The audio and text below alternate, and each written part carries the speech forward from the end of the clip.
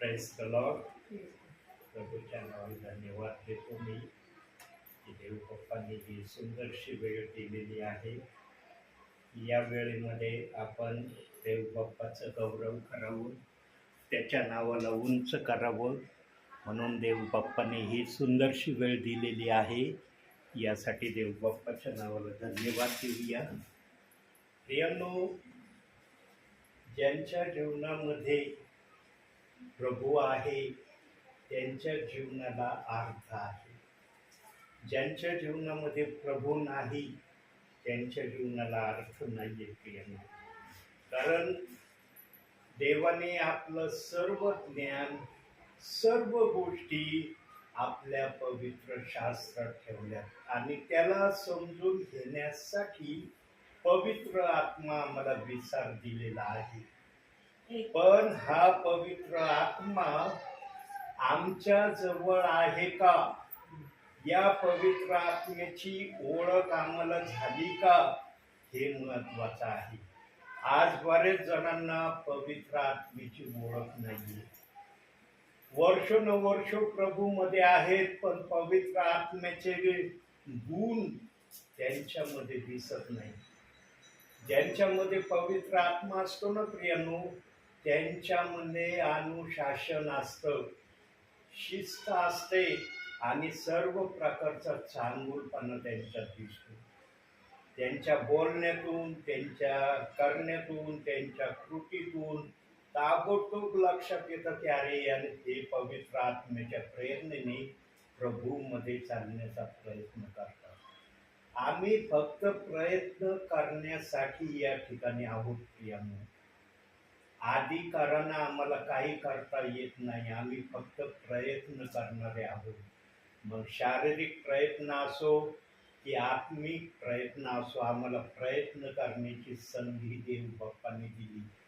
पण एक वेळ अशी होती, त्या वेळेला प्रयत्न नव्हते, अधिकाराने सर्व काही गोष्टी केल्या जात होत्या. परंतु त्या अधिकाराच्या गोष्टीला आदामाने आमच्यासाठी अडखळण असं करून ठेवलं. देवाची आज्ञा करून, देवाचा शब्द मोडून त्याने जे कृत्य केलं, एदेन बागेमध्ये फळ न खाण्याची त्याला आज्ञा होती, पण त्याने फळ खाऊन परमेश्वराचा शब्द नाकारला. तेव्हापासून जे अधिकार होते आदामाजवळ, ते सगळे अधिकार प्रभूने काढून घेतले. आज बघा, कोणती गोष्ट करायची असली आम्हाला प्रभूचा धावा करावा लागतो, प्रभूला मागावं लागतं, प्रभूकडे मध्यस्थी करावी लागते आणि मग प्रभू आपल्या विश्वासाप्रमाणे आमच्या मध्यस्थीचं आम्हाला उत्तर देतो. पण एक समय असा होता, त्यावेळेला मध्यस्थी नव्हती, अधिकारानं सर्व काही केलं जात होतं. आणि हे दुष्ट सैतानाला, लुसिफरला पाहवलं नाही एदेन बागेमध्ये, म्हणून त्याने एदेन बागेमध्ये घोटाळा निर्माण केला आणि त्या घोटाळ्याच्या द्वारे आजपर्यंत आम्ही प्रभूच्या इच्छा फक्त प्रयत्नाने आम्ही सर्व काही गोष्टी करण्याचा आजपर्यंत प्रयत्न करत आहोत. म्हणून भक्तीची सुरुवात आपण प्रार्थनेने करूया. सुरुवातीची प्रार्थना करा. Hallelujah hallelujah. स्तुतीस पात्र बरेच माझे जीवन परमेश्वरा, पृथ्वीच्या निर्माणता परमेश्वरा, तुला मान सन्मान गौरव देते, तुझ्या नावाला उंचावते आणि तुझ्या स्नेहाचा शोध परमेश्वरा. तू सकाळपासून आतापर्यंत सांभाळेस आणि तुला लाखो करोड धन्यवाद देते परमेश्वरा. परमेश्वरा तू पाठवणाऱ्या पाठवलेच म्हणून लाखो करोड धन्यवाद देते परमेश्वरा. परमेश्वरा या प्रार्थनेद्वारे परमेश्वरांच्या जीवनात कार्य करतो परमेश्वरा. मला शक्ती सामर्थ्य मला रेणू करा पवित्र आत्म्याने कार्य करतो परमेश्वरा. परमेश्वरा आमच्या प्रेम परमेश्वरा आणि तुझ्या नावाचा गौरव परमेश्वरा. ही छोटीशी प्रार्थना करणार प्रभू येशू ख्रिस्त याच्या बोलाने पवित्र आत्मा ठेवून शिकवत आमेन. प्रियांनो, आम्हाला जर प्रभूने आपल्या राज्यात घेतलंय तर कशासाठी घेतलंय? प्रभूवर आम्ही अधिकार चालवावं म्हणून घेतलंय, प्रभूच्या आज्ञा आम्ही मोडाव्या म्हणून घेतलंय, आम्ही प्रभूच्या विरोधात चालावं म्हणून घेतलंय? कशासाठी घेतलंय प्रभूने आम्हाला आपल्या राज्यामध्ये? प्रियांनो, प्रभूने आम्हाला त्याच्या राज्यामध्ये यासाठी घेतलेलं आहे, प्रभू परमेश्वराची जी इच्छा एदेन बागेमध्ये आदामापासून त्यांनी ठेवली होती, ती इच्छा त्याची पूर्ण व्हावी. पण ती इच्छा या भूतलावर सुद्धा प्रभू परमेश्वराची पूर्ण होत नाही. म्हणून प्रभू परमेश्वराने आपली इच्छा पूर्ण करण्यासाठी एक ठराविक समय बायबलमध्ये ठेवलाय. बघूया जरा वाचनातून कोणता ठराविक समय प्रभूने ठेवलाय त्याची इच्छा पूर्ण करण्यासाठी. प्रगटीकरण 20वा अध्याय 6वं वचन.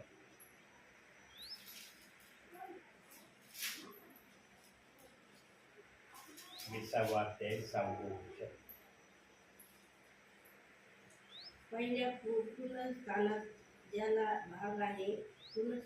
ज्याला भाग आहे तो धन्य व पवित्र आहे. अशा लोकांवर दुसऱ्या मरणाची सत्ता नाही, तर ते देवाचे व ख्रिस्ताचे याचक होते आणि त्यांच्या बरोबर 1000 वर्ष राज्य करते.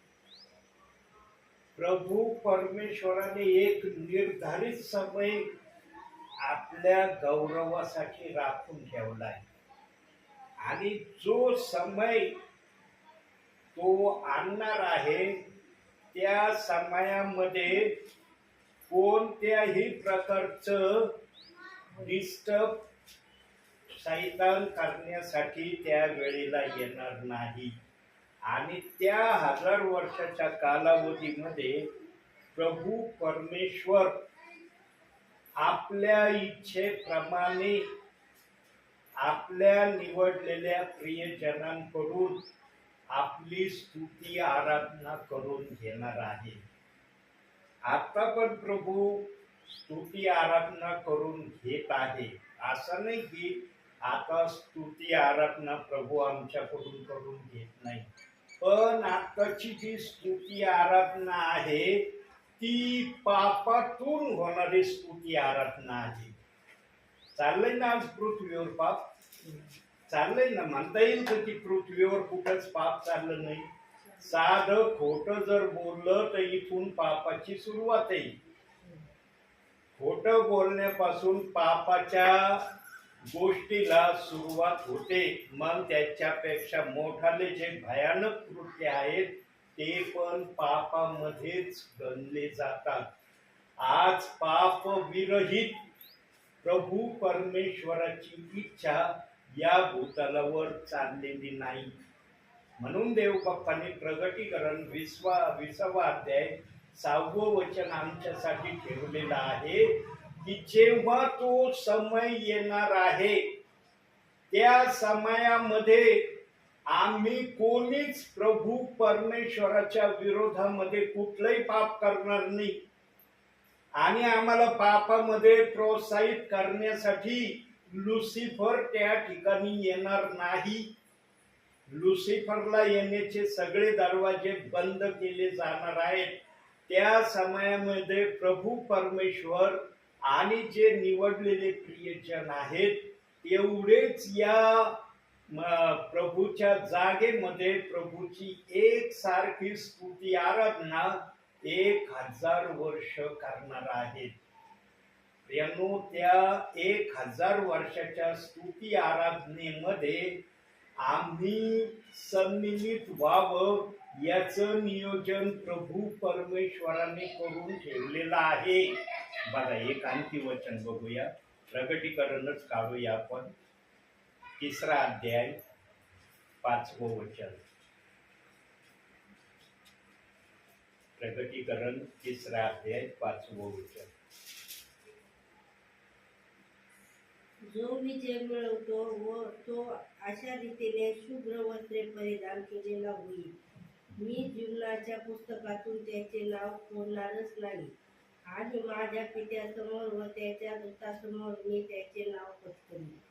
आता ज्यांचे ज्यांचे नाव प्रभू परमेश्वराने जीवनाच्या वहीमध्ये लिहिलेले आहेत ते प्रियजन कदाचित या अंतिम समयापर्यंत देव बाप्पाला प्राप्त झालेले नसावेत.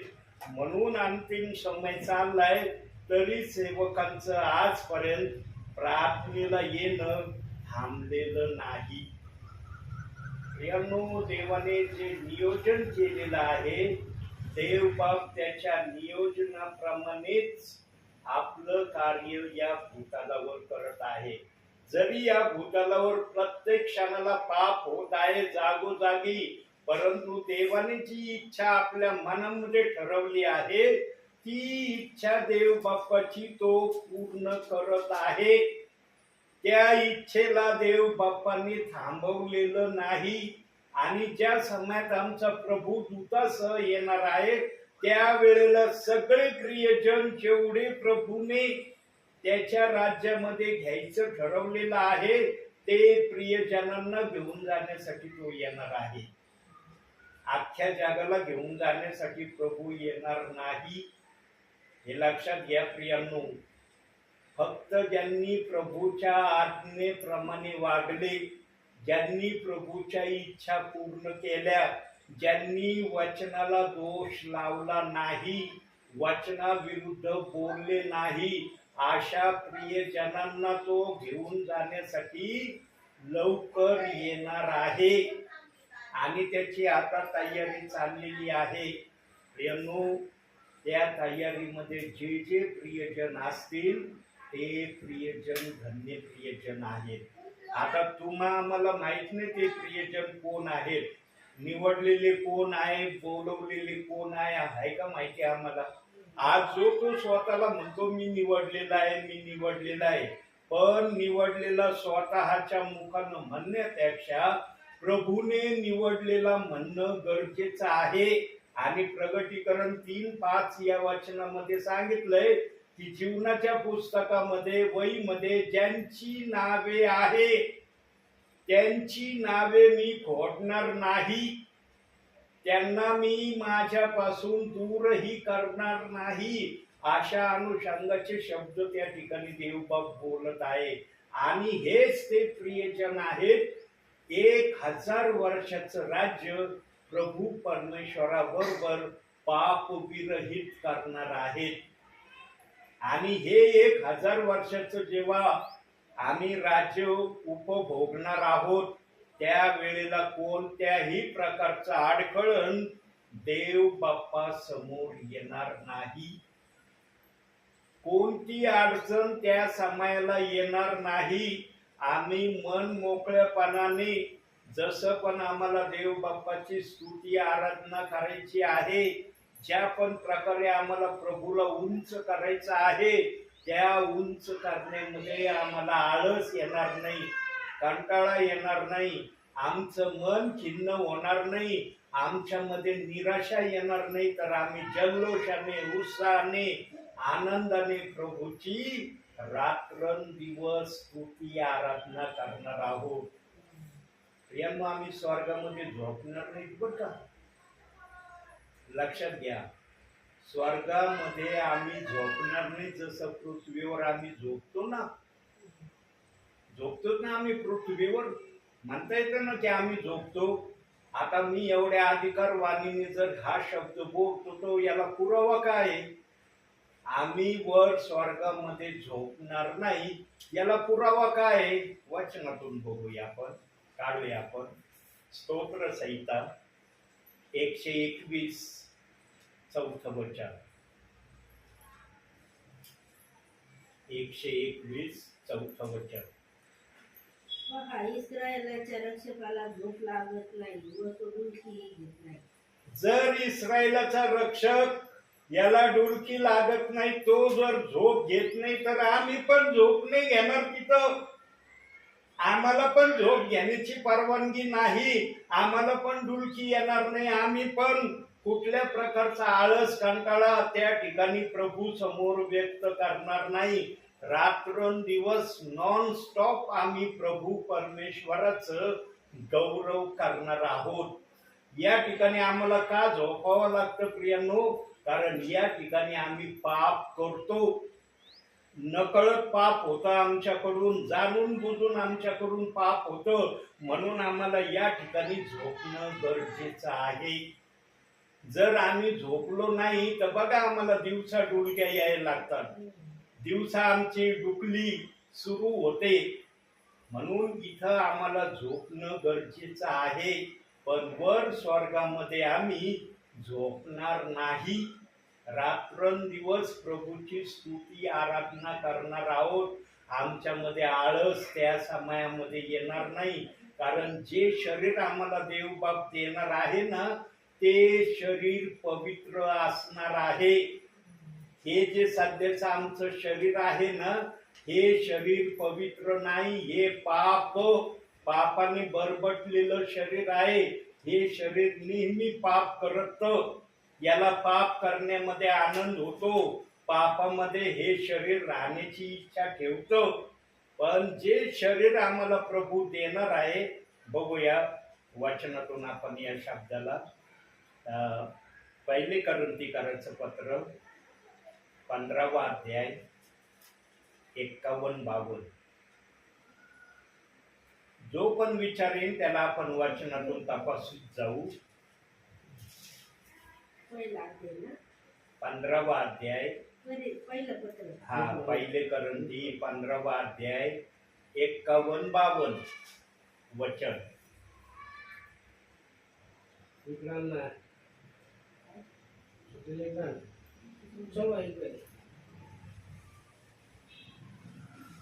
मी तुम्हाला एक रहस्य सांगतो, आपण सर्वच महानिद्रा घेणार नाही, तर आपण सर्वजण बदलून जाऊ, क्षणात निमिषात.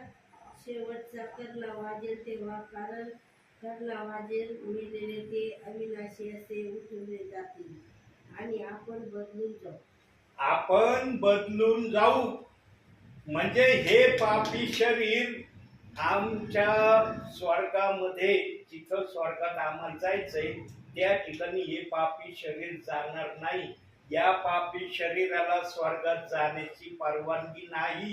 हे पापी शरीर स्वर्गासाठी योग्य नाही, हे म्हणणं काय चुकीचं ठरणार नाही. आम्हाला एक नवीन शरीर देण्यात येणार आहे. जरी या पापी शरीरामध्ये देव बाप्पांनी जो आत्मा ठेवलेला आहे, तो आत्मा काढून घेतला जाणार आहे. आत्मा पाप नाही करत बरं का कधी, लक्षात ठेवा. न तर काही जणांना वाटतं आत्मा पण पाप करतो. आत्मा पाप करत नाही, शरीर पाप करतं. बुद्धी पाप करण्याला प्रोत्साहित करते. कोणत्याही गोष्टीला करण्याचा विचार बुद्धीपासून आहे. बुद्धीने ठरवलं ना मग पाप होतं. आत्मा कधी म्हणत नाही पाप कर म्हणून. आत्मा नेहमी म्हणतो प्रभूच्या आज्ञेमध्ये राहा, प्रभूच्या सांगण्यामध्ये चल आणि प्रभूला उंच करण्यामध्ये आनंद व्यक्त कर. पण आत्म्याची भाषा फार थोड्या जणांना ऐकायला मिळते, आणि ज्यांना ऐकायला मिळते ना प्रियांनो, ते बायबल वाचणारे प्रियजन आहेत. मग विश्वासणारा असो, सेवक असो, जो कुणी बायबल वाचतो ना प्रियांनो, त्यांना सहसा पाप करण्याची इच्छा होत नाही. ते पापापासून दूर राहण्यामध्ये सदैव आनंद व्यक्त करण्याचा प्रयत्न करतात. पण जे वचनामध्ये राहत नाही ना प्रियांनो, मग त्यांचं अंदर बाहेर पाऊल असतं. दुटप्पी प्रकारचं त्यांचं वागणं असतं. काही जण फक्त चर्चमध्ये रविवारच्या दिवशी गेले ना, चर्चमध्ये आहे तोपर्यंत फार धार्मिकतेने सर्वांसमोर राहतात. एकदा चर्चमधून बाहेर निघाले, आठवडाभर काही करण्यासाठी मोकळे होतात. असंही काही जण ख्रिस्ती जीवन जगतात प्रियांनो. ख्रिस्ती जीवन हे अनुशासनाचं जीवन आहे. प्रभूने सांगितलंय जसा मी पूर्ण आहे तसे तुम्ही पूर्ण व्हा. आम्हाला पूर्ण होण्याची संधी या ठिकाणी देव बाप्पांनी दिलेली आहे. पण आम्ही ही संधी साधून घेतो का? या संधीचा आम्ही उपयोग करतो का? या संधीप्रमाणे आमच्या जीवनामध्ये आम्ही कृती करण्याकडे आमचं लक्ष केंद्रित केलंय का? याकडे महत्वाचं लक्ष देणं गरजेचं आहे. जो अंतिम समयामध्ये पण देवाच्या इच्छेप्रमाणे करण्यासाठी स्वतःला तयार करणार नाही ना प्रियांनो, समजून घ्यायचं त्या प्रियजनांचा वर देवबाप न्याय केल्याशिवाय राहणार नाही. आणखी एक महत्वाची बात सांगतो प्रियांनो, आम्हाला या पृथ्वीवरूनच कळणार आहे. काय कळणार आहे? माझं जाणं स्वर्गात होईल अथवा नाही होणार. काही जण म्हणतात वर गेल्यावर कळन आम्हाला मी स्वर्गात जातो का नाही. तुम्हाला पृथ्वीवरूनच कळणार आहे तुमचं स्वर्गात जाणं होणार अथवा नाही होणार. ज्यांनी या बायबलचा सन्मान केलाय, या बायबलच्या वाचनाप्रमाणे वागलेत, या बायबलच्या वाचनाला तुम्ही दोष लावलेला नाही, त्यांचं जाणं स्वर्गामध्ये निश्चित आहे. कारण जो वाचनाचा सन्मान करतो ना प्रियांनो, देव बाप त्यांचा सन्मान करणार आहे. जे वाचनाला दोष लावतात त्यांच्यासाठी काय असणार आहे विचार करा प्रियांनो. कधीही न्यायाच्या प्रक्रियेमध्ये जाण्यासाठी स्वतःला या पृथ्वीवरून तयार करू नका. तर या पृथ्वीवरूनच तुम्हाला स्वर्गात जाण्याची परवानगी देव बाप्पांनी दिली आहे. अशा अनुषंगाने या पृथ्वीवर प्रभूच्या नावामध्ये चालण्याचा प्रयत्न करा. काही जण उगत चाललेत म्हणून चाललेत, करतात म्हणून करतात. यांनो आधांतरी ख्रिस्ती जीवन जगू नका. विश्वासाचं ख्रिस्ती जीवन जगा. असं जीवन प्रभू समोर जगण्याचा प्रयत्न करा. कोणत्याही समयाला प्रभू आला ना तुम्हाला स्वर्गात जाता येईल याची शाश्वती तुमच्या हृदयामध्ये ठेवून तुम्ही ख्रिस्ती जीवनामध्ये चालण्याचा प्रयत्न करा. नंतर काय प्रियांनो, काही जणांना म्हणलं ना काय तुमचं जाणं होईल का स्वर्गात, मग काय उत्तर देतात माहिती का? काही जण हो होईल ना माझं जाणं, विश्वास ठेवलाय ना. विश्वास ठेवल्यामुळं माझं स्वर्गात जाणं होईल. केवळ विश्वासाद्वारे जर आमचं स्वर्गामध्ये जाणं होणं असतं तर मग हे पवित्र शास्त्र आम्हाला कशाला दिलंय प्रभूने? जर नुसता विश्वास ठेवण्याच्या द्वारे आम्ही स्वर्गात जाणारे जर असतो मग देव बाप्पाला एवढं मोठं पवित्र शास्त्र आम्हाला द्यायची गरज होती का? प्रियांनो, विश्वास या गोष्टीचं प्रमाण आहे की तुम्ही स्वर्गासाठी योग्य लोक ठरलेले आहात. स्वर्गासाठी तुमचं नाव आहे. ही प्रक्रिया विश्वासाच्या द्वारे होती. परंतु विश्वासाच्या द्वारे तुम्ही जर स्वर्गात जाणारे असाल मग हे पवित्र शास्त्र कशाला आहे? या पवित्र शास्त्राचा उपयोग काय आहे? प्रियांनो, अज्ञानामध्ये आम्ही कधी ख्रिस्ती जीवन जगू नये. आम्ही सुज्ञानी ख्रिस्ती जीवन जगण्याचा प्रयत्न केला पाहिजे. आम्हाला कळलं पाहिजे की देव बाप्पाने आम्हाला पवित्र शास्त्र दिलंय कशासाठी? पवित्र शास्त्र आम्हाला दिलंय ना प्रियांनो, हे आत्मसात करण्यासाठी दिलंय, सामर्थ्याने भरण्यासाठी दिलंय आणि वचनाप्रमाणे आचरण करण्यासाठी आम्हाला दिलंय. हे पवित्र शास्त्र दोष लावण्यासाठी देव बाप्पाने आम्हाला दिलेलं नाही.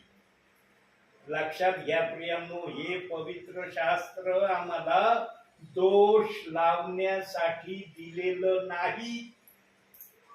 बायबलच्या आत्म्याने कुठंही या पवित्र शास्त्रामध्ये असा शब्द वापरला नाही की तुम्ही एखाद्या वचनाला दोष लावला तरी तुमचं स्वर्गात जाणं होणार आहे. असं वचन अख्ख्या बायबल मध्ये मी कुठंही आतापर्यंत वाचलं नाही. पण मी आतापर्यंत बायबल मध्ये एक गोष्ट सतत वाचत आलो आहे, ती तुम्हाला दाखवतो. काढूया आपण एक वचन. मत्ती शुभवर्तमान 5वा अध्याय 18वं वचन.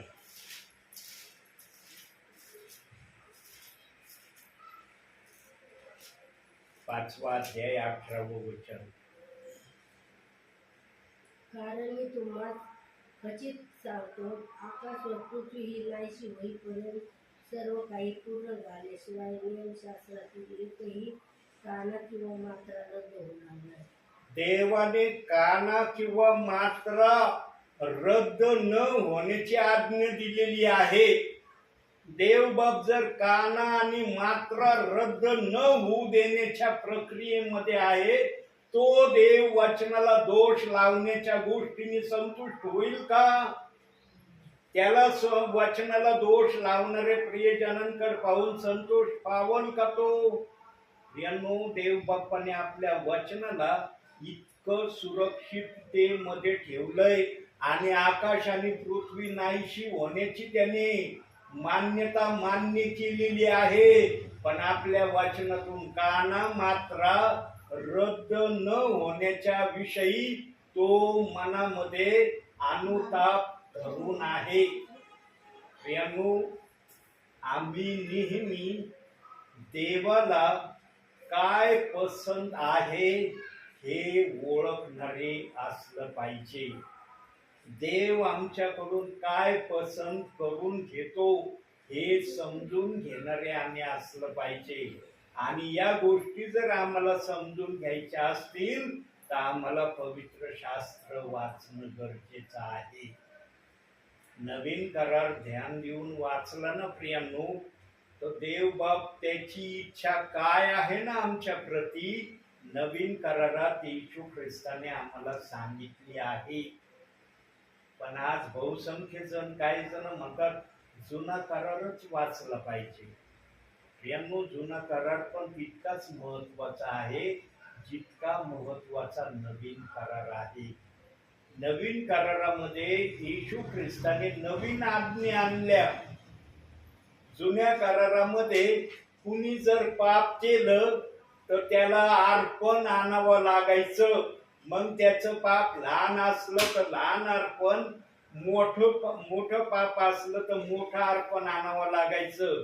पण नवीन करारामध्ये येशू ख्रिस्ताने सांगितलं, कुणी कशाही प्रकारचं पाप केलेलं असलं त्याने फक्त पश्चाताप करून, कबुली जबाब देऊन, क्षमा मागून त्या पापाला सोडून देण्याची तयारी प्रभूला दाखवली की त्याचं पाप लगेच क्षमा होतं. पण जुन्या करारामध्ये अशा प्रकारची गोष्ट नव्हती. जुन्या करारामध्ये अर्पण आणल्याशिवाय त्यांच्या पापाची क्षमा होत नव्हती. म्हणून प्रियांनो, जुना करार आणि नवीन करार आम्हाला वाचणं गरजेचं आहे. पण जास्तीत जास्त आम्ही नवीन कराराकडे लक्ष देणं गरजेचं आहे. कारण नवीन करारामध्ये ज्या ज्या गोष्टी प्रभूने सांगितल्या त्या अतिशय हलक्या आणि सोप्या अशा गोष्टी सांगितल्यात प्रियांनो. आणि त्या गोष्टी करण्यामध्ये आम्हाला कुठली अडचण येणार पण नाही. अशा तऱ्हेच्या गोष्टी प्रभूने नवीन करारामध्ये आमच्यासाठी ठेवल्यात. म्हणून नवीन करार आम्ही ध्यान देऊन वाचणं गरजेचं आहे. त्या वचनांकडे दुर्लक्ष करणं हे आमच्यासाठी चांगली प्रक्रिया नाही. म्हणून प्रियांनो, एक वचन आपण बघूया, काढूया. आता जरा जुन्या करारात जाऊ आपण. अनुवादाचं पुस्तक काढूया. अनुवाद 4था अध्याय 21वं वचन.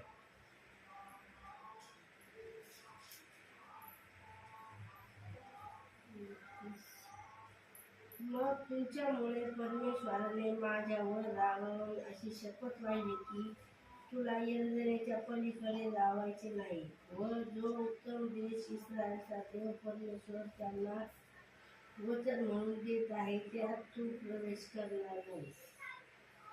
प्रियांनो, इस्रायली लोकांमुळं मोशेचं कनान देशामध्ये जाणं रद्द झालेलं आहे.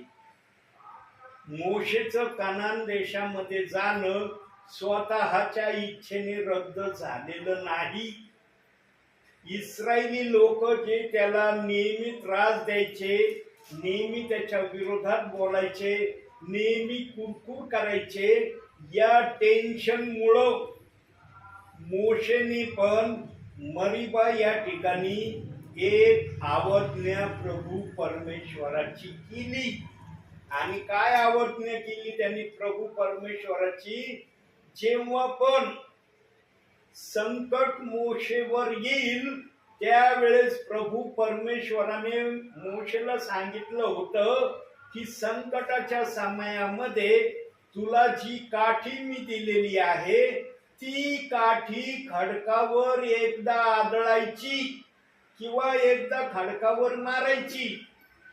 पण मरीबा या ठिकाणी पाण्याच्या प्रश्नामुळं मोशेने रागाच्या भरामध्ये खडकावर 2 वेळेस काठी आदळली, 2 वेळेस काठी खडकावर मारली.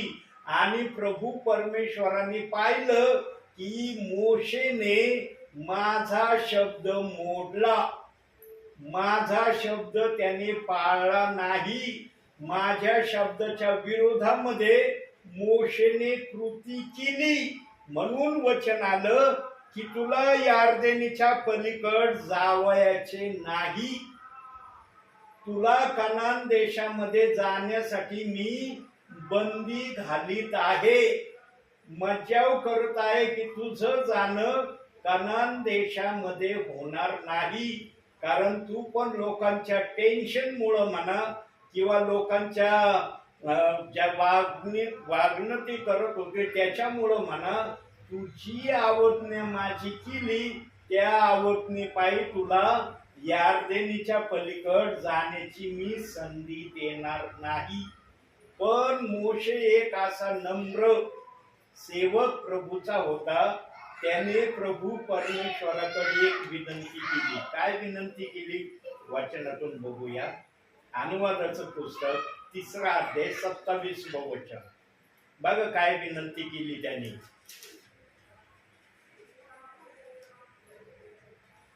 पिसगाच्या शिखरावर जा आणि पश्चिम व उत्तर व दक्षिण व पूर्व अशा 4 दिशांकडे दृष्टी लावून तो देश पाहून घे, कारण तुला यर्दनीपलीकडे जायचे नाही. प्रभू परमेश्वराने उंच शिखरावर जाण्याची त्याला आज्ञा दिली. पूर्व, पश्चिम, दक्षिण, उत्तर 4ही दिशांकडे तू ध्यान देऊन लक्ष बघ आणि जो तुला हिरवळीचा प्रदेश दिसन तो कनान देश आहे आणि तो यर्दनीच्या पलीकडे आहे. तुला त्या यर्दनीच्या पलीकडे जाण्यासाठी मी तयारी तुझी करत नाही. पण उंच शिखरावरून मोशेने कनान देश पाहिला असं या वचनाप्रमाणे आम्हाला दिसत आहे. प्रियांनो, जरी मोशेला कनान देशात जाता आलं नाही पण मोशेला कनान देश प्रभू परमेश्वराने दाखवला. का दाखवला माहिती का? कारण त्याने इस्रायली लोकांना कनान देशापर्यंत आणलं होतं. किती लोक कनान देशात गेले याला महत्व नाही, किती जण कनान देशापर्यंत मोशेने आणले याला महत्व होतं. म्हणून देव बाप्पाने मोशेला पण कनान देश हा उंच शिखरावरून पाहण्याची एक संधी दिली. प्रियांनो, त्या समयामध्ये कनान देश हा स्वर्गाप्रमाणे होता.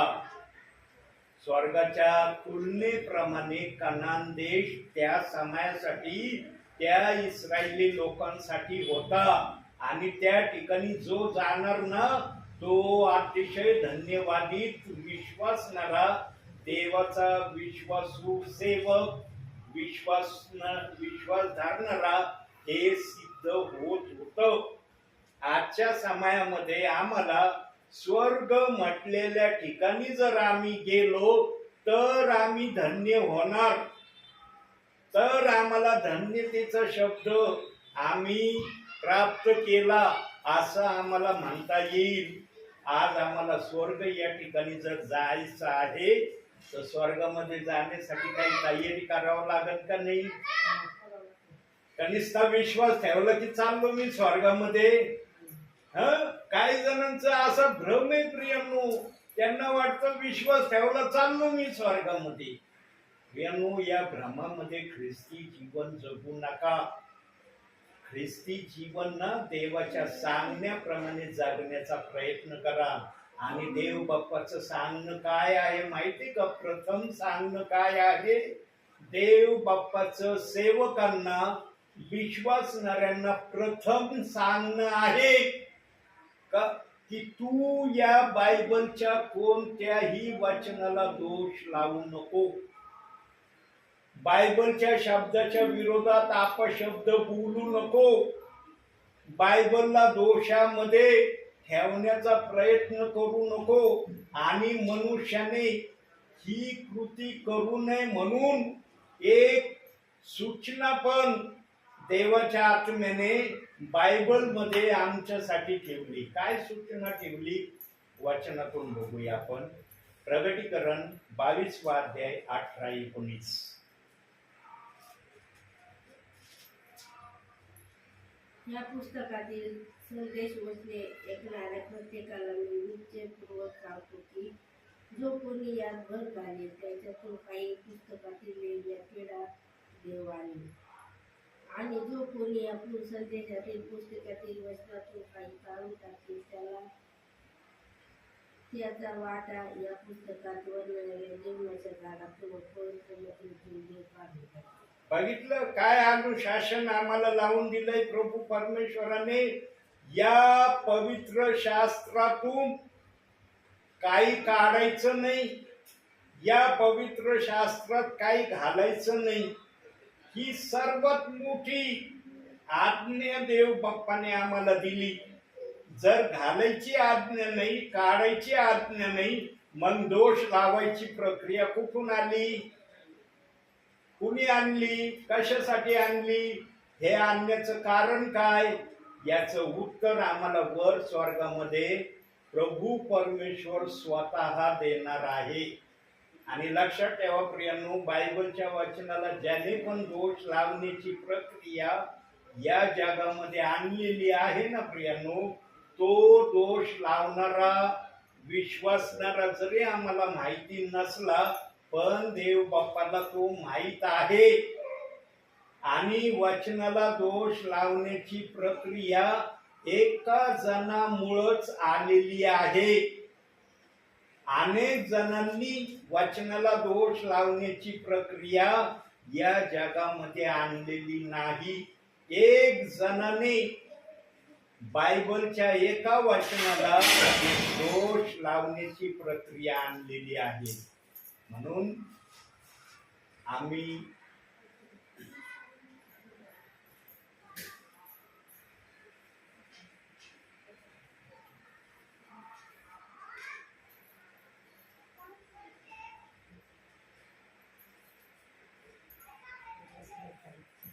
नेहमी वचनाकड अतिशय आदरणीय भावनेने वचनाकड पाहणारे असलं पाहिजे. ज्याची दृष्टी वचनाकड अशा शब्दाप्रमाणे आहे ना प्रियांनो, तो कधीच आपल्या जीवनामध्ये बायबलच्या वचनाला दोष लावणार नाही. त्याला बायबलच्या वचनाला दोष लावायची 10 वेळेस भीती वाटन. तो घाबरन बायबलच्या वचनाला दोष लावण्यासाठी. म्हणून प्रियांनो, देवाने ताकीद दिलेली आहे की जो माझ्या वचनाप्रमाणे स्वतःला आपल्या ख्रिस्ती जीवनामध्ये जगण्याचा प्रयत्न करील त्याला स्वर्गामध्ये येण्याची अनुमती आहे. आणि प्रियांनो, 19व्या वचनामध्ये पण प्रभू परमेश्वर बोललाय की त्याला स्वर्गाच्या बाहेर मी ठेवीन, त्याला स्वर्गात मी घेणार नाही. वाचा 19वं वचन. आणि जो कोणी या संदेशाच्या पुस्तकातील वचनातून काही काढून टाकेल त्याचा वाटा या पुस्तकातून वर्णलेल्या जीवनाच्या झाडातून व पवित्र नगरीतून देव काढून टाकेल. पवित्र नगरीतून काढून टाकेल म्हणजे त्याला स्वर्गात यायची परवानगी नाही. पण त्याला जर स्वर्गात येण्याची परवानगी नाही याचा अर्थ असा नाही की तो नरकात जाणार आहे. आज काही जणांचा असा समज झालाय प्रियांनो की ज्यांचं स्वर्गामध्ये येणं नाही होणार ते डायरेक्ट नरकात जाणार आहे. प्रियांनो, प्रभू परमेश्वराने ज्याला पण आपल्या राज्यात घेतलंय ना, मग तो बोलवलेला असो निवडलेला असो, तो नरकात जाण्यासाठी घेतलेला नाही. हे लक्षात घ्या प्रियांनो.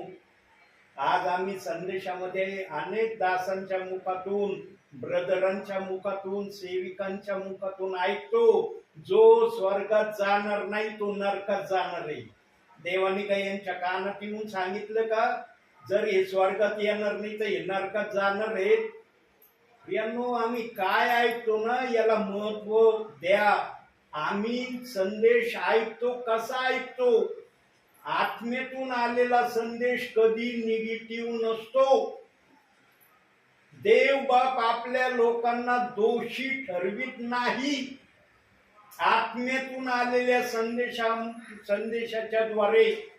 आणि देव बाप जर निगेटिव्ह बोलत नाही तर मग देव बाप नरकाची भाषा वापरून का त्यांच्यासाठी? पण सेवक आज बिनधास्तरित्या ओपन मीटिंग मध्ये, चर्च मध्ये नरक म्हणजे त्यांना एक साधारण वस्तू अशी वाटते का काय मला माहिती नाही. यानो, नरक इतकी भयानक वस्तू आहे. त्या वस्तूचं नाव काढलं ना तर आम्हाला अंगावर शहारे उभे राहिले पाहिजे. नरक साधी गोष्ट नाही. आणि त्या नरकामध्ये फक्त सैतानाला टाकलं जाणार आहे. सैतानाशिवाय नरकामध्ये दुसरा कोणी जाणार नाही. लक्षात घ्या प्रियांनो, जे प्रभूवर विश्वास ठेवणारे आहेत ते कदापि नरकामध्ये जाणार नाही. हा, त्यांनी जर एक प्रक्रिया केली ना, ख्रिस्तामध्ये राहून त्यांनी जर एक प्रक्रिया केली ना, बायबलमध्ये दिली ती प्रक्रिया, ती जर प्रक्रिया त्यांनी केली तर आणि तरच ते नरकामध्ये टाकले जाऊ शकतात. कोणती प्रक्रिया बघूया आपण जरा. इब्रिकरांचं पत्र 3रा अध्याय 12वं वचन. 3रा अध्याय 12वं वचन.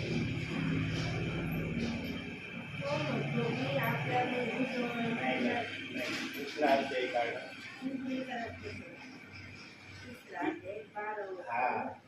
बंधुजन, जिवंत देवाला सोडून देणे इतके अविश्वासाचे दुष्ट मन तुम्हातील कोणाचेही असू नये म्हणून जपा. ही जर प्रक्रिया एखाद्याने केली आणि ही प्रक्रिया केल्यावर जर तो प्रभूकडे आलाच नाही, याच्यासाठी म्हणता येऊ शकतं की हा अंगणात देखील राहण्याच्या लायकीचा नाही. कारण जिवंत देवाला सोडून देण्याचं तुमचं दुष्ट मन तुम्ही करू नका असं देव सांगतोय वचनात. पण जर एखाद्याने देवाला सोडून देऊनही दुष्ट विचार, देवाच्या विरोधात चालण्याच्या प्रक्रिया त्याने जर सतत करत राहिला, देवाकडे तो परत आला नाही, त्याच्यासाठी म्हणता येईल की तो नरकामध्ये जाईल. पण प्रियांनो, जो प्रभूच्या सांगण्याप्रमाणे चालत आहे, हा एखाद्या गोष्टीत तो चुकलेला आहे वचनाप्रमाणे, त्याला देवबाप सहजासहजी नरकामध्ये टाकणार नाही. लक्षात घ्या, नरकामध्ये देवबाप कधीच आपल्या विश्वासणाऱ्यांना टाकणार नाही. याचं आणखी दुसरं प्रमाण काय आहे की देवबाप आपल्या लोकांना नरकामध्ये टाकणार नाही. आणखी दुसरं प्रमाण दाखवतो. अजून 5 मिनिटं बोलतो मग थांबतो मी. फिलिप्पियराचं पत्र 2रा अध्याय 11वं वचन.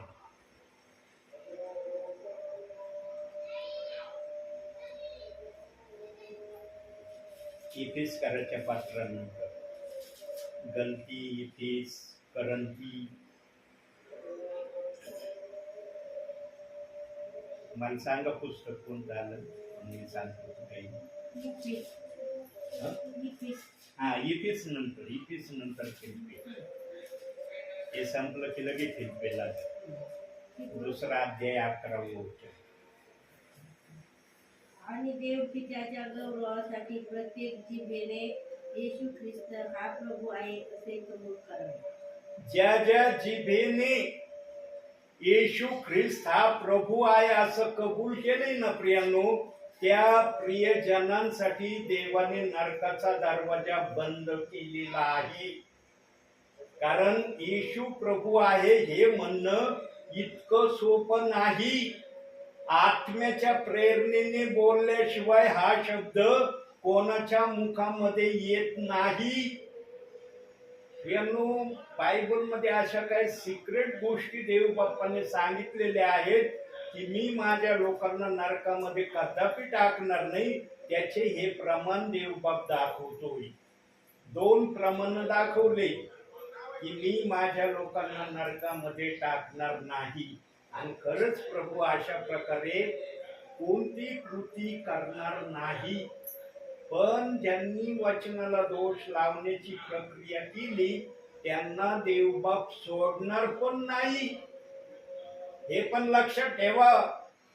न तर म्हणतो ना रे नरकात टाकलो नाही जाणार, मग आम्ही जरी वचनाला दोष लावला देवबाप विसरून जाईल. देवबाप कधी विसरत नाही. आमचं जीवनाचं पुस्तक उघड्या पुस्तकासारखं देवासमोर आहे. आणि वर स्वर्गात गेल्यावर आम्हाला एका सेकंदात देवबाप जन्म घेतल्यापासून ते प्रभू येईपर्यंत किंवा आम्ही मृत्यू पावीपर्यंत जे केलं ना एका सेकंदात देवबाप आम्हाला दाखवीन. बघ तू काय केलंस पृथ्वीवर. इथं आम्हाला समजून घेण्यासाठी घंटे वेळ लागल, पण वरती ना एका सेकंदामध्ये आम्हाला लगेच प्रभूने असा पिक्चर ओपन केलं ना, प्रभू म्हणून बघ तुझा पिक्चर पाहिले बरोबर लक्षात येणार रे मी काय केलंय पृथ्वीवर. म्हणून प्रियांनो इथं चांगलं करण्याची प्रक्रिया व्हावी म्हणून देवाच्या सेवकांना प्रभू पाठवतोय. हा दास वेळ घालवायला कधीच येत नाही. या दासाजवळ वेळ घालवायला वेळच नाहीये. या दासाजवळ प्रभूचा गौरव करण्यासाठी वेळ आहे, पण वेळ घालवण्यासाठी या दासाजवळ वेळच नाहीये. म्हणून प्रियांनो जो ऐकून शहाणा होतो ना तो देव बाप्पाला खूप आवडतो. पण जो ऐकूनही शहाणा होत नाही ना मग देवबाप म्हणतो कर पृथ्वीवर तुला काय करायचं ते कर, वरती आल्यावर तुझ्याकडून हिशोब घेईन मी. प्रत्येक गोष्टीचा हिशोब घेईन. हे तू करत होता का करत होता. माझा सेवक सांगत होता हे नको करू, हे तुझ्यासाठी चांगलं नाही. हे जर करत राहशील तर वर देवबाप याची विचारणा करणार आहे. तरी तुला भीती वाटत नव्हती. जो व्यक्ती देवाला भीत नाही ना प्रियांनो तो व्यक्ती जगामध्ये कुणालाच भीत नाही. लक्षात ठेवा प्रियांनो. जो व्यक्ती देवाला भीतो ना तो व्यक्ती जगातल्या सर्व व्यक्तींना भिणारा असतो. म्हणून आमच्यामध्ये ना सर्वप्रथम देवाला भय धरण्याचं आमच्यामध्ये धाडस असलं पाहिजे. आणि वचन पण आम्हाला सांगतं नीतिसूत्रे 1:7 मध्ये परमेश्वराचे भय धरणे हे ज्ञानाचा प्रारंभ आहे. प्रियांनो आम्ही भय जर धरलं ना तर आम्ही देवामध्ये राहू. आम्ही भय धरलं नाही ना आमच्यामध्ये देव राहणार नाही. देव उठून सुटून कोणामध्ये पण राहत नाही. देव त्यांच्यामध्येच राहतो ज्यांचे देवाचा आदर करतात, देवाचं भय धरतात, देवाच्या सांगण्याप्रमाणे करण्याच्या प्रक्रियेमध्ये स्वतःला ठेवण्याचा प्रयत्न करतात. त्यांच्यामध्ये देव येतो. आज प्रत्येकाला वाटतं बस मी विश्वास ठेवला आलं देव माझ्यामध्ये. या भ्रमात राहू नका. विश्वास हा फक्त देवाकडे जाण्याचा एक रस्ता आहे, एक वाट आहे. त्या वाटेने चालावं लागल. वाटेत नुसते खांबासारखे उभे राहिले काय उपयोग आहे. म्हणून प्रियांनो, ख्रिस्ती जीवनाला आपल्या जीवनामध्ये योग्य त्या प्रकारे जगण्याची जर तुम्ही आशा करत असाल तर पवित्र शास्त्र वाचण्याकडे दुर्लक्ष करू नका. इथून माग मी सांगत होतो, एक अध्याय 24 तासामध्ये वाचणं गरजेचं आहे. पण आता मी बहुसंख्य ठिकाणी सांगत आहे प्रियांनो, आत्म्याच्या प्रेरणेने, की आता एकापेक्षा अधिक अध्याय वाचायला सुरुवात करा. कारण आता आमचा प्रभू कोणत्याही समयाला येणार आहे. 7 देशांमध्ये आकाश हे रक्तासारखं लाल झालंय प्रियांनो. 7 देशांमध्ये. आता मागील आठवड्यामध्ये माझ्या मोबाईलला एक क्लिप आली होती आणि त्या क्लिप मध्ये ते चित्रही दाखवलं होतं आणि ते सगळे लोकांनी ते पाहून प्रत्येकाने कशी व्हिडिओ शूटिंग त्या आकाशाची काढली ते देखील मी पाहिलं. म्हणून प्रियांनो, आता प्रभूनं कोणत्याही घटकेला येण्याच्या तयारीत आहे. म्हणून मत्याच्या शुभवर्तमानामध्ये सांगितलंय, जागृत राहा. तुमचा तारणारा कोणत्या घटकेला येईल हे तुम्हाला माहित नाही. आणि ज्याला वाटतं ना प्रभूला यायला विलंब आहे, त्यांच्यासाठी तर प्रभू म्हणला, जे अशा भ्रमामध्ये आहेत की प्रभूला यायला विलंब आहे, त्यांनी समजून घ्यायचं की प्रभू याच घटकेला येणार आहे. म्हणून प्रियांनो, आता वेळ आमच्या जवळ राहिलेला नाही. प्रभू पण आता आपले सर्व कार्य त्याचे पूर्णत्वाला जात आहेत. जवळजवळ प्रभूचे सर्व कार्य पूर्णत्वाला गेलेले आहेत. म्हणून आता प्रभू यायला कुठल्याही प्रकारचा विलंब करणार नाही. म्हणून या समयामध्ये एक अध्यायापेक्षा अधिक अध्याय वाचण्यामध्ये आमचं हित आहे.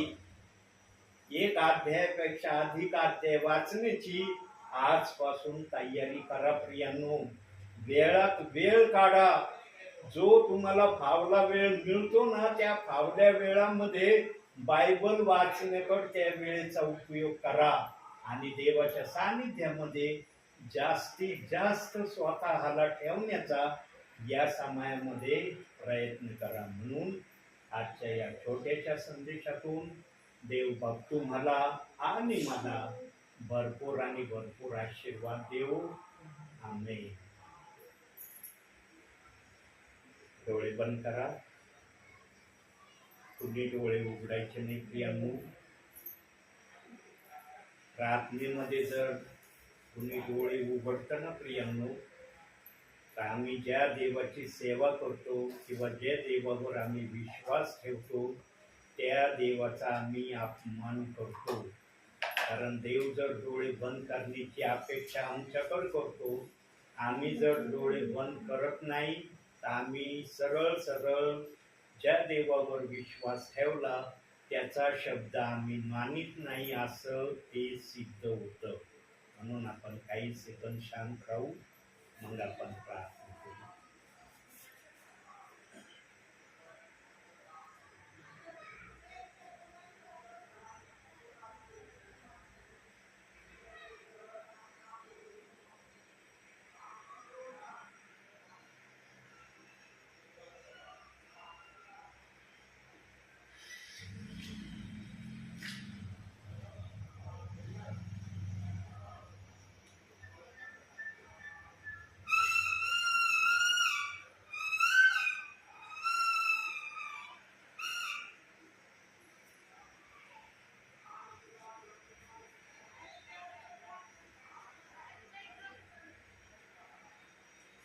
प्रार्थना करूया. स्वर्गीय बापा, तुझ्या नावाला धन्यवाद देतो, तुझ्या नावाला उंचावतो. मान, महिमा, गौरव, सन्मान, स्तुती सर्व माझ्या बापा तुझ्या पवित्र नावाला देतो. तुझा जय जयकार करतो, तुला उंचावितो, तुला स्तवितो माझ्या बापा. आज कदम परिवाराची खूप दिवसानंतर माझ्या बापा तू भेट घेतलेली आहे. आज या परिवारात तो आत्म्याने आणि खरेपणाने आपल्या दासाच्या द्वारे या परिवारात तो आलेला आहे. आणि आज या ठिकाणी जे काही झालं त्याला साक्षीदार हे बसलेले सर्व प्रियजन आहेत. स्वर्गीय बापा, अतिशय कळवळ्याच्या वाणीने तू आज वचनातून यांच्याशी बोललेला आहे आणि यांच्या हिताचं जे आहे तेच पवित्र आत्मा यांच्याशी वचनातून आणि विचारातून बोललेला आहे. स्वर्गीय बाबा, प्रार्थना करतो संपूर्ण कदम परिवार तुझ्या पवित्र हातात घे माझ्या बापा. या परिवाराच्या द्वारे तू आणि तू सदैव उंचविला गौरविला जा माझ्या बापा. या परिवारातले सर्व लहान थोर प्रियजन तुझ्या कृपेच्या हातामध्ये ठेव. प्रत्येकाला सहाय्य कर, मदत कर, आशीर्वाद दे. प्रत्येकाच्या द्वारे तू आणि तू उंच होत राहा माझ्या बापा, ही प्रार्थना करतो. हे घर, ही जागा सदैव आशीर्वादाने भरलेली ठेवून माझ्या बापा. या घरातल्या तेला मिठापिठाला आणि सर्व वस्तूंना तू सदैव आशीर्वादाने आशीर्वादित कर माझ्या बापा. या घराच्या सभोवती तुझे दूत यांच्या रक्षणासाठी सदैव तू उभे कर अशी ही प्रार्थना करतो. आज आपल्या दासाला या ठिकाणी येऊन वचन सेवा आणि प्रार्थना दोन्ही सेवा करण्याची पुन्हा एकदा तू संधी दिली, यासाठी धन्यवाद. मान, सन्मान, गौरव सर्व माझ्या बापा मी तुला देतो. धन्य तारणारा प्रभू येशू ख्रिस्त याच्या प्रिय आणि गोड नावानं मागतो म्हणतोय माझ्या बापा, आमेन. हे आमच्या स्वर्गातील बापा, तुझे नाव तुझे मानले तुझे वाटले तुझे सर्वाचे आमची रुची भाजी आगामी जसे आम्ही सर्व आहे तसे आमचे नाम असते आणि आम्हाला त्यांचे तांदूळ पुत्र आम्हाला वळपासून केली पाहिजे बायको सामर्थ्य आमेन. प्रभु यीशु रक्त की जय, प्रभु यीशु रक्त की जय, प्रभु यीशु रक्ताचा जय जयकार असो. आमेन. धन्य यीशु नाम, धन्य यीशु नाम, धन्य यीशु नाम सर्वकाळ. धन्य यीशु नाम, धन्य यीशु नाम, धन्य यीशु नाम सर्वकाळ.